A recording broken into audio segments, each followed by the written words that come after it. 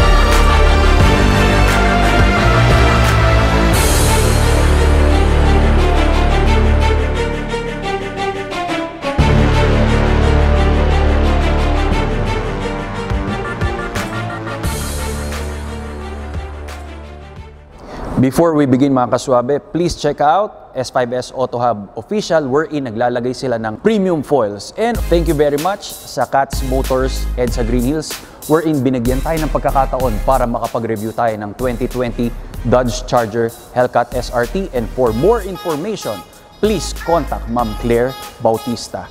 A little history lang regarding dito sa ating Hellcat Charger. This one started noong 1966. Meaning to say, after ng Mustang, sumunod ang Dodge Charger. After that, pinanganak ang Challenger and Camaro. As of today, nasa 7th generation tayo ng isang Hellcat. It is inspired by the soft drinks 7-Up.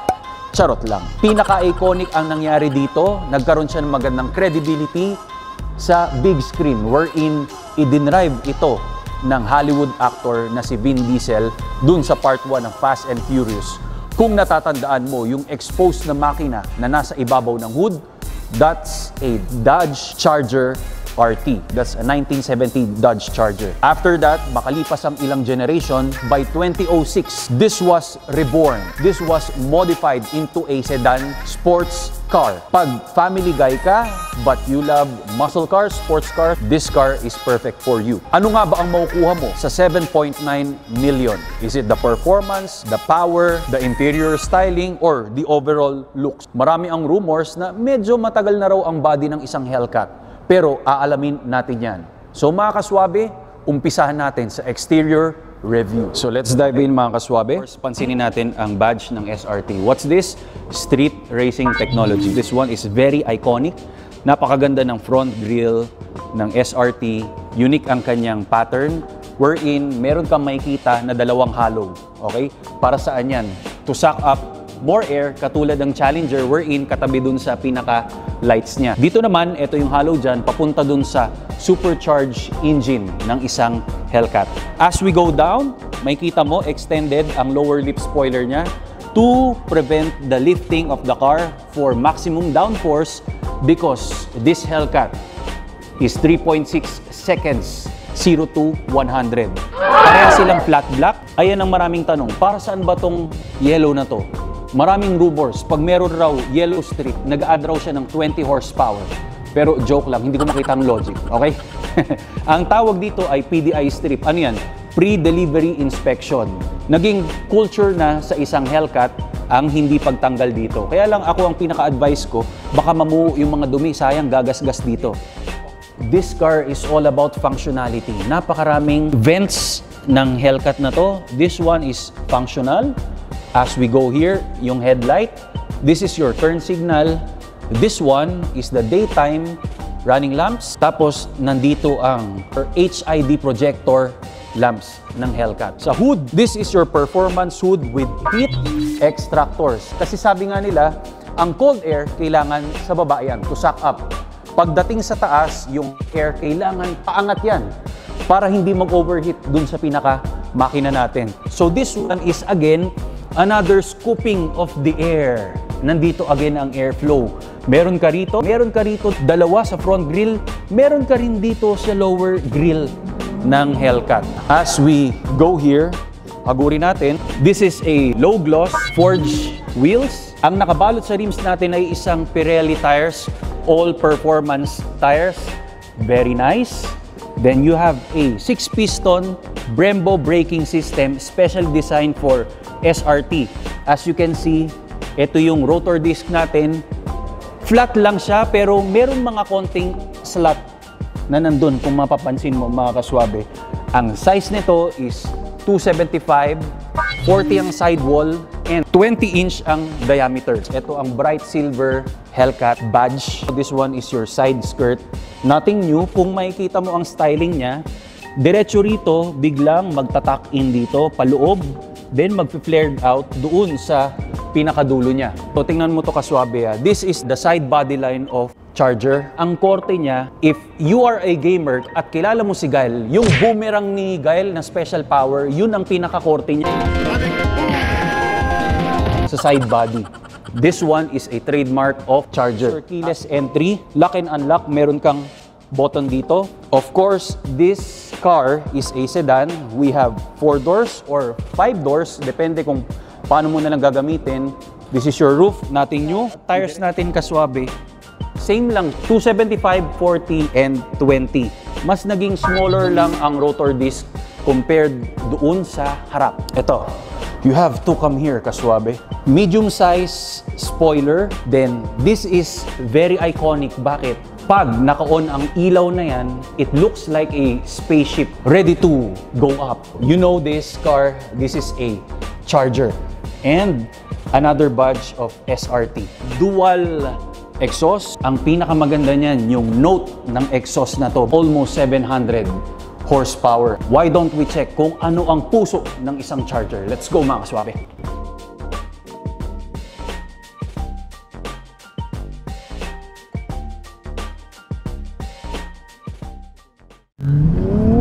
Second gear. Third gear. Fourth gear.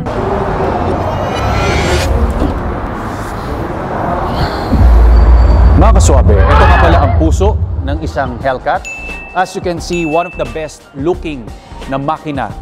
This one Is a 6.2-liter supercharged engine that makes 650 pound-feet of torque, 707 horsepower.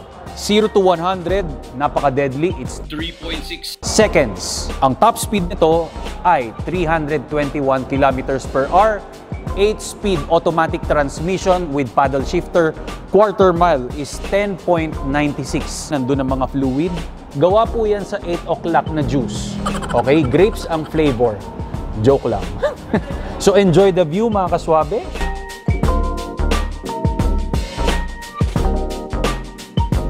Pakinggan natin ang Americano whine ng isang makina and the Americano exhaust of this Hellcat.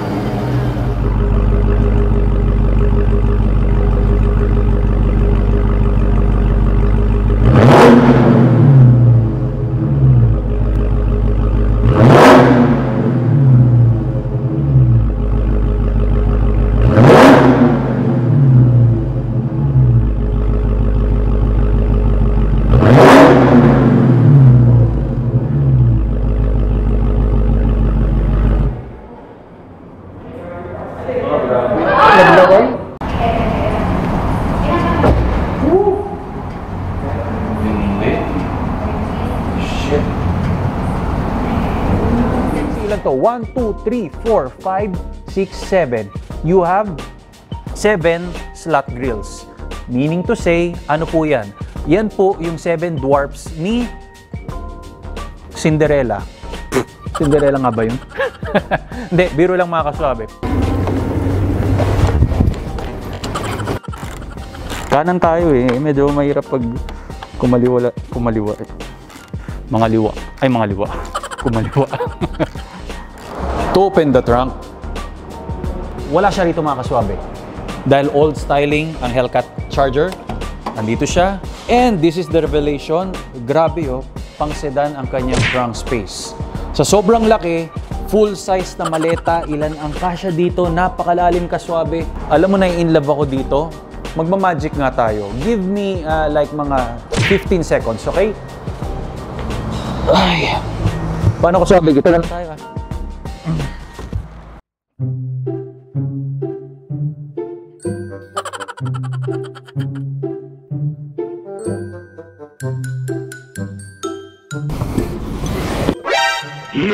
Anong hinahanap mo dyan? Magtotoong supporter ka ng channel natin. Sana makakuha ka rin ng merch. And please, subscribe. Kaswabe, nasa interior naman tayo ng Hellcat. Let's start with the door panel. This is your armrest with white stitching. This one is special because it's a suede material. You have a chrome trim. Pagdating rin dito, meron din. Yung door handle, it's a chrome trim ulit. Tapos, meron tayong speaker cup holder para sa VIP section. Mga lalagyanan ng mga kung ano-anong kabagayan. The seat of the VIP section, wherein andito ang SRT script. Leather with white stitching. Bolstering maganda. Good definition. Malapad ang upuan ng SRT. Ito naman is a heated and ventilated seats. Nandito ang control. So, this one is an automatic push button pag gusto mong baguhin yung positioning. VIP section. So, nothing new about sa seatbelt natin. And let's check this out. Komportable naman mga kaswabe. Wala naman akong objection dito. Aircon ng Charger, airbag, chrome trim, plain dashboard. Para siyang rubberized na leather. Globe compartment, meron dito. Then, meron ditong dalawang kwarto. Then again, you have SRT script dito sa mat natin. To move forward and backwards, so nandito siya. Yan. Dito pa rin siya. Welcome kaswabe, business center ng Charger Hellcat. Favorite part, this is the manubela steering wheel. Nandito ang badge ng SRT with chrome trim and paddle shifter. Gunmetal ang finish niya. Then Alcantara ang steering wheel natin. Pag naka-Alcantara, mas maganda, tinatanggalan natin yan ng gloves. Ayan o, ang sarap i-feel. Very special. Andun ang handbrake natin. Foot brake ang tawag dyan. Ang kagandahan pa rin dito kaswabe, meron kang mga handle sa mga regular na muscle car like sa Camaro ko, wala kang hahawakan. Sarili mo lang ang talagang dadalhin mo. Faux carbon fiber with silver trim. Ito ang direksyon ng ilaw. Pwedeng medyo nakaangat siya, nakababa. Nandito yan. Tapos to release the trunk, nandito siya kaswabe. Tingnan mo to. Let's power this monster. Yun yung Hellcat na script. This is the gauge cluster of Charger Hellcat. Dito sa the RPM, voice command. This one is hands-free phone. Parang may illumination siya ng red. Oh, there's a red illumination. This is the infotainment system. Napakalaki ng aircon natin. Faux carbon fiber again na material. This is like the Challenger na nireview natin yung nakaraan. If you wanna check yung Challenger Hellcat na drive, please do click this card. Ayan, mapunta tayo sa SRT page. Isa to sa mga Suabe review. May pang truck tayo, may pang sport. Ang truck, pag sinet mo siya, you can use the full potential of this Charger up to 700 horsepower. Ang ganda ng shift knob, leather wrap, tapos pa horizontal ang kanyang styling. You can see meron ditong script, Dodge Brothers design in Detroit. You can put some coins here, chrome material, carbon fiber. You have 2 cup holder. Then this one again is a special feature. You have here, pag kumuha ka ng Charger, meron kang red and meron kang black. 500 horsepower, malamang black ang nakaset. But if you will use the red, you'll be on fire. This one ignites the 707 horsepower. Pag hiniram to ng kaibigan mo, wag mo munang ibigay yung red, yung black lang muna. Para hindi siya delikado. Dapat owner lang ang gagamit ng isang red key. Dalawa ang susi ng Charger. Cup holder with illumination. Napakaganda to close. Okay? Center console. Meron kang lalagyanan dito. Pag nagutom ka, pwede ka mag-put ng rice and kare-kare. You can eat here. Power outlets na armrest. Very comfy. Flat na flat dito, you can relax while you are driving, na yung kamay mo nandito lang, Alcantara. Tapos yung lights, nice visibility you have here. Talagang full size sedan. Leather ang material, of course white stitching again. Heated seats wherein you have the controls dito. You have power outlets para sa pasahero mo. Pag bumiyahe kayo na boring, makapag-charge. Ang packet dito, handle with the light. Then yung door panel natin, meron din cup holder. So napakaraming cup holder nito. You have almost 6 cup holders. Dalawa dito, dalawa sa center console, and dalawa dito sa harap. Ang spacing niya, my height is 5'10 and a half. Maganda ang position nito, nasa normal position. So you can see my legs. Nawawala na ba siya? Hindi naman. Ito ang meron kang allowance dito na 6 inches. So 6-footer ka man, kasyang-kasya ka rito. 60-40 ang seats natin. Pag meron kang ilalagay sa trunk, pwede siyang ihiga. Ihabol natin ang ground clearance. Kasuabe, this is 1 feet. Check natin. Okay. Sa front end, ang clearance ay 7.5 inch. Dito tayo sa B-pillar.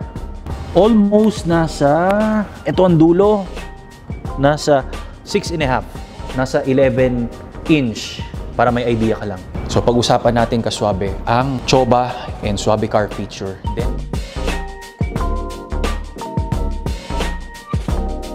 ito na ang portion natin kasuabe wherein pag-usapan natin ano yung mga bagay na ayaw ko and mga bagay na gusto ko.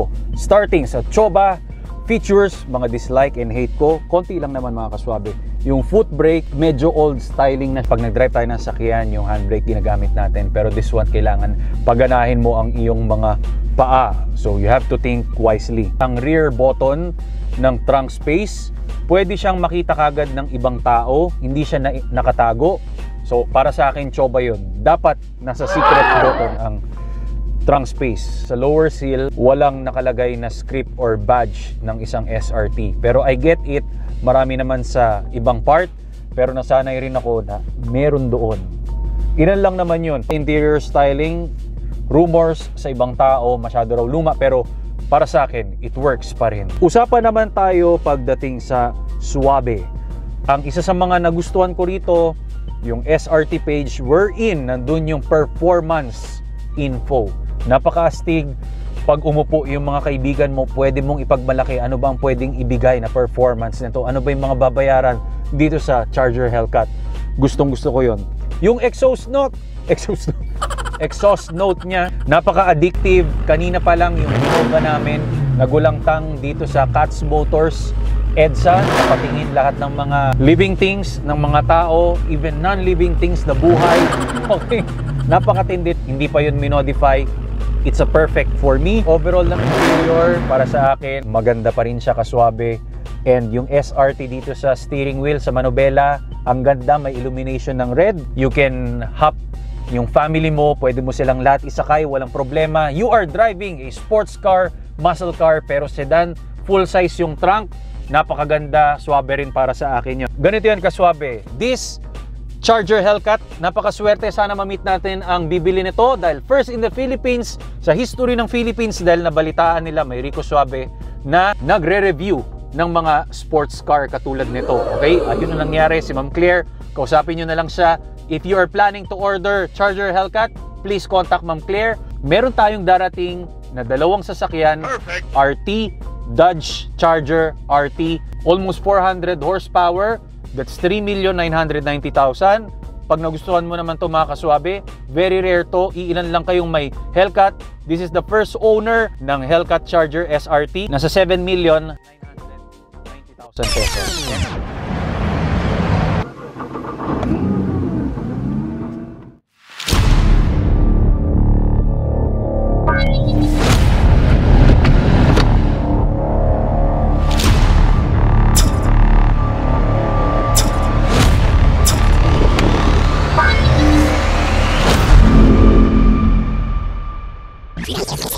And again, mga kaswabe, thank you very much.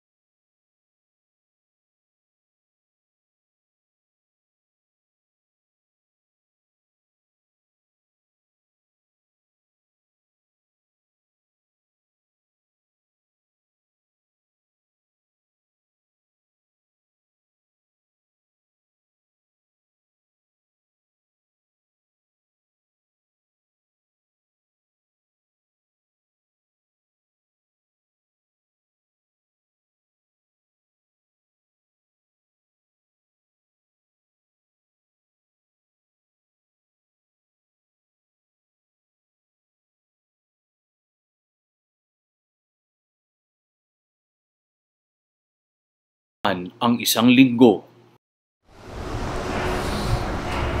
Oh, kaswabe! Ba't ang lungkot mo na naman? Yung charger na kuha na kasi. Yung charger pa rin ba yung nasa isip mo? Oo. Alam mo, mag-move on ka na. Alam mo, meron ako sa'yo good news. Sabihin mo kung ano. Ano yun? Ano bang mas maganda sa Hellcat? Yung Hellcat Red Eye.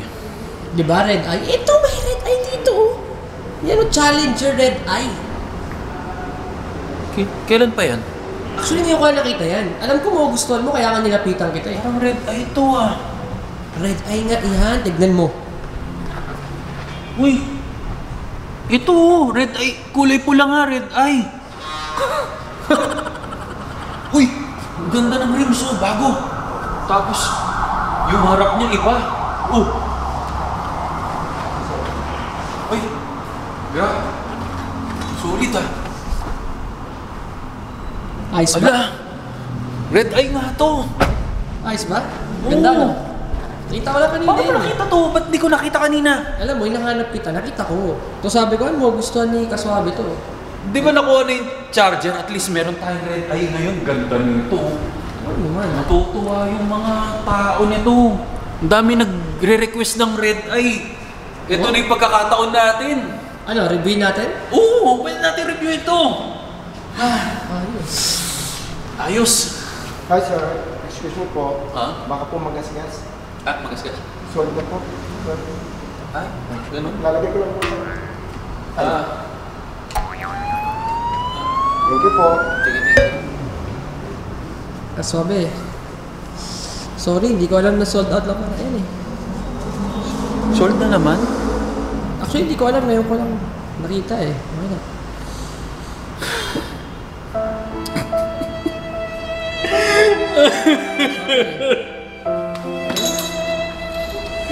Sold na naman. Okay lang yan. Huwag ka na umiyak. Okay lang yan. Uy. Anyway mga kaswabe, welcome nga pala sa another portion natin. Meron tayong isang halimaw on steroids. Ladies and gentlemen, ang nasa harap nyo is a 2020 Dodge Challenger Hellcat Red Eye plus 90 horsepower. Ano pa inabangan natin mga kaswabe?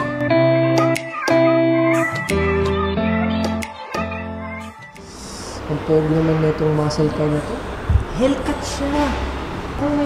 Parang may tao. Ano lang? Check natin. Oh! Kaswabe! Ginagawa mo dito? Kasi nag-isa lang to dito sa Pilipinas eh. Nabili pa. Gusto ko nito eh. Okay lang yan. Huwag ka na umiyak. Okay lang yan. Wait lang. Alam mo kaswabe, kaysa umiyak ka dyan, maganda, reviewin na lang natin to para sa mga kaswabe natin. Talaga? Oo. Maganda ba yun? Kaysa umiyak ka dyan. Piling ko magiging masaya sila. Oh, sige na nga. Grabe. Mag-isa lang kasi to eh. Tahan ka na.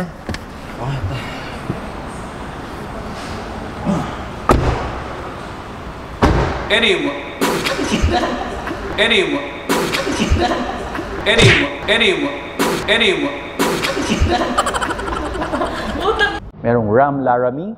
Then, we have Gladiator Rubicon. Yeah! Si Ma'am Claire, nag-overtime. So, ayun yun. Clap tayo. Ma'am Claire, ito na po yung susi. Thank you. Yun. Ayos.